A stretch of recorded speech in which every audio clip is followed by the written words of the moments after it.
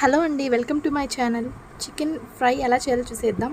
ముందుగా క్లీన్ చేసి పెట్టుకున్న చికెన్లో ఉప్పు, కారం, పసుపు వేసుకొని బాగా కలుపుకొని బాయిల్ చేసుకొని పక్కన పెట్టుకోవాలండి. ప్యాన్ తీసుకొని 1 స్పూన్ పల్లీలు, 2 స్పూన్లు ధనియాలు, 4-5 ఎండుమిరకాయలు, కొంచెం జీలకర్ర, 1/2 స్పూన్ మిరియాలు, ఒక చెక్క, 4-5 లవంగాలు వేసుకొని బాగా ఫ్రై చేసుకోవాలండి. బరకగా మిక్సీ పట్టుకొని అల్లం వెల్లుల్లి వేసుకొని పేస్ట్ లాగా ప్రిపేర్ చేసుకొని పక్కన పెట్టుకోవాలండి. ఒక ప్యాన్లో ఆయిల్ వేసుకొని ఇందాక బాయిల్ చేసి పెట్టుకున్న చికెన్ని ఒక 5 మినిట్స్ ఫ్రై చేసుకోవాలండి. కట్ చేసి పెట్టుకున్న 1 ఆనియన్ వేసుకున్నాను. బ్రౌన్ కలర్ వచ్చే వరకు ఫ్రై చేసుకోవాలి. చికెన్ కుక్ అయ్యాక ప్రిపేర్ చేసుకున్న మసాలా వేసుకోవాలండి.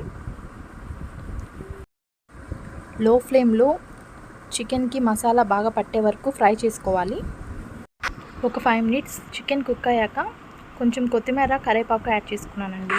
పప్పుచారులోకైనా మామిడికాయ పచ్చళ్ళలోకైనా తింటే చాలా బాగుంటుందండి. వీడియో నచ్చినట్టయితే ప్లీజ్ సబ్స్క్రైబ్ మై ఛానల్.